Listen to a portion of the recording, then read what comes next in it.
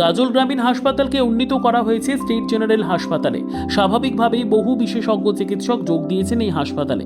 তাই শুধু গাজল ব্লক নয়, গাজল স্টেট জেনারেল হাসপাতালে চিকিৎসা পরিষেবা নেওয়ার জন্য ছুটে আসেন উত্তর এবং দক্ষিণ দিনাজপুর জেলার বহু মানুষ। কিন্তু বিশেষজ্ঞ চিকিৎসক থাকলেও বহু বিভাগে এখনও পরিকাঠামোর অভাবের জন্য উপযুক্ত চিকিৎসা পরিষেবা মিলছে না। হাসপাতাল প্রচুর জায়গা রয়েছে। আমজনতা চাইছেন হাসপাতাল পরিসরে নতুন করে গড়ে তোলা হোক মাতৃমা বিভাগ। এছাড়াও ট্রমা কেয়ার সেন্টার এবং বন্ধ হয়ে থাকা ব্লাড স্টোরেজ ইউনিটটি দ্রুত চালু করার দাবি জানিয়েছেন তারা। রোগীর আত্মীয়রা জানান, বর্তমানে হাসপাতালের শল্য চিকিৎসক, স্ত্রীরোগ বিশেষজ্ঞ, অস্থিরোগ বিশেষজ্ঞ, অ্যানেস্থেসিস্ট সহ বিভিন্ন বিভাগের ডাক্তারবাবুরা রয়েছেন, কিন্তু পরিকাঠামোর অভাব থাকার জন্য এখানে সিজার বা অপারেশন কিছুই হচ্ছে না। এ বিষয়ে জেলার মুখ্য স্বাস্থ্য আধিকারিক সুদীপ্ত ভাদুরী বলেন, গর্ভবতী মহিলাদের ট্রিটমেন্টটা আমার ব্লক লেভেলেও হয়। ট্রিটমেন্ট মানে আপনারা হয়তো বলতে চাইছেন সিজার হচ্ছে না। নিশ্চিতভাবে সিজার ওখানে এখনো চালু করা যায়নি। নর্মাল ডেলিভারি তো প্রচুর হচ্ছে। গাজলের নর্মাল ডেলিভারি মানে আমার রাজ্যের মধ্যে অন্যতম বেশি। 4 জন গাইনোকোলজিস্ট আছে। আপনারা হয়তো এটা খেয়াল করেছেন যে এখন ওখানে কোনো প্রসূতি মা যদি যায় তাকে কিন্তু সাধারণ চিকিৎসকের দিকে যাওয়াই হয় না, কারণ দুরকম এমার্জেন্সি প্যারালালি রান করে। গাইনোকোলজিস্টরা আলাদা এমার্জেন্সি আমরা করে দিয়েছি। যে কোনো গর্ভবতী মা ওখানে গেলে একজন গাইনোকোলজিস্ট তাকে দেখে। নর্মাল ডেলিভারি ওখানেই হয়, সিজারিয়ান সেকশন ওখানে হয় না। এবং খুব শীঘ্রই, কারণ অলরেডি টাকা স্যাংশন করে দিয়েছেন সরকার, ওখানে পুরনো হাসপাতালে কিন্তু রিপেয়ার রিনোভেশন শুরু হয়ে গেছে। সেখানে অপারেশন থিয়েটারটা পূর্ণভাবে নতুনভাবে সাজিয়ে অপারেশন থিয়েটার চালু হয়ে যাবে। অ্যানেস্থেটিস্ট যা পোস্টিং হওয়ার মোটামুটি আমার 2-3 জন আছেন, তারা অ্যানেস্থেশিয়া দেবেন। সুতরাং ওখানে সিজার শুরু হয়ে যাবে খুব শীঘ্রই। এই সমস্যাটা কয়েক মাসের মধ্যেই মিটে যাবে।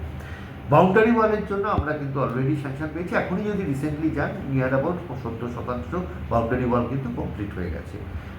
সুতরাং গাজল হাসপাতালও ডেভেলপ করছে। আজকেও ভিডিও কনফারেন্স হয়েছে, সেখানেও আমরা জানিয়েছি পরবর্তী যে স্টেপগুলো আমরা বলেছি। আরও ওখানে অক্সিজেন পাইপলাইন, অক্সিজেন চালু হয়ে যাচ্ছে, ব্লাড সেফটির জন্য ব্লাড স্টোরেজের রুমও শুরু হয়ে যাবে। এগুলো প্রত্যেকটা জিনিসই এক করে ডেভেলপ করে যাবে। একটা ঘোষণা, তার ফাংশনিং শুরু হয়েছে। 100 বেড একটা নতুন বিল্ডিং, এখন পেশেন্ট যাচ্ছে, নতুন এমার্জেন্সি হয়েছে, এতজন স্পেশালিস্ট ডাক্তার দেখছে। রাতারাতি সব পাল্টে যায় না স্বাস্থ্য দপ্তরে, কিন্তু পাল্টে যাচ্ছে। আমি প্রথমে সংবাদ মাধ্যমের বন্ধু ধন্যবাদ জানাবো এই গাজল স্টেট জেনারেল সম্বন্ধে হসপিটালের সঙ্গে বলার জন্য। তো বিরোধীদের যেটা কথা বলছে সে সর্বৈব মিথ্যা। এই জন্যই বলবো, বর্তমান আমাদের যে পশ্চিমবঙ্গের মুখ্যমন্ত্রী মাননীয় মমতা ব্যানার্জি মহাশয় যেভাবে রাস্তাঘাট থেকে শুরু করে, পানীয় জল থেকে শুরু করে এবং শিক্ষা খাতে, তারপরে পরে স্বাস্থ্য ব্যবস্থাতে যেভাবে ঢেলে সাজাতে শুরু করেছেন, ঢেলে সাজিয়েছেন, অভূতপূর্ব একটা উন্নতি হচ্ছে, প্রগতির দিকে পশ্চিমবাংলা এগিয়ে চলেছে। এই বিষয়ে কোনো সন্দেহ নেই। তবুও যেহেতু আমরা জানতে পারছি সংবাদ মাধ্যমের বন্ধুদের কাছ থেকে যে ব্লাড ব্যাংকের বিষয়টা যেটা আছে, সিজারের বিষয়টা যেটা আছে, এটা আমরা পঞ্চায়েত সমিতিগতভাবে এবং ব্লক প্রশাসনের পক্ষ থেকে আমরা নিশ্চয়ই এটাকে জানাবো।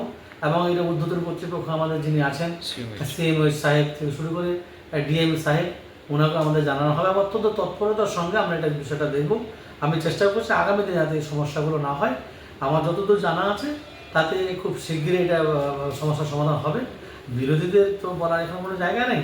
জেনারেল হসপিটালটি রয়েছে, প্রথমেই জানাই সেটি মূলত কেন্দ্রীয় সরকারের বরাদ্দকৃত অর্থে তৈরি একটি কোভিড স্পেশাল 100 বেডের হসপিটাল, যেটির বিল্ডিং নির্মাণের সময় থেকেই আমি বারবার সংবাদ মাধ্যমের মধ্য দিয়ে বিষয়টি প্রচারে আনার চেষ্টা করেছিলাম। কিন্তু বর্তমান রাজ্য সরকার কোনোভাবে করেই কেন্দ্র সরকারের কোনো কৃতিত্ব মানতে চান না বা কৃতিত্ব দিতে চায় না কেন্দ্র সরকারকে। সেই জন্যই মাননীয় মুখ্যমন্ত্রী এই গাজল সফরে এসে সেই বিল্ডিংটি নির্মিত হওয়ার পরে তাকে গাজল স্টেট জেনারেল হসপিটাল বলে ঘোষিত করেন বা ঘোষণা করেন।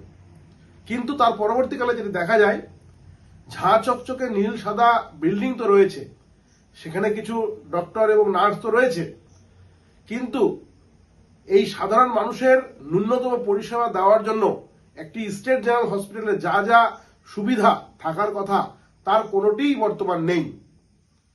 এই গাজলের অধিকাংশ মানুষ তপশিলি জাতি এবং তপশিলি উপজাতি অধ্যুষিত এলাকা অন্তর্ভুক্ত, এই দুই সম্প্রদায়।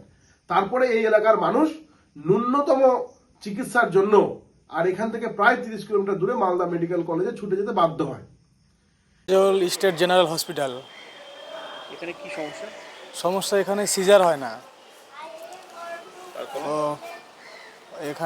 এখান থেকে যেই আমি 102 এর গাড়ির অ্যাটেন্ড, হ্যাঁ, কোনো পেশেন্ট যদি এখান থেকে সিজার হয় না, এখান থেকে রেফার করে, তো রেফারগুলো আমরাই নিয়ে যাই। তো এটাই মালদা মেডিকেল।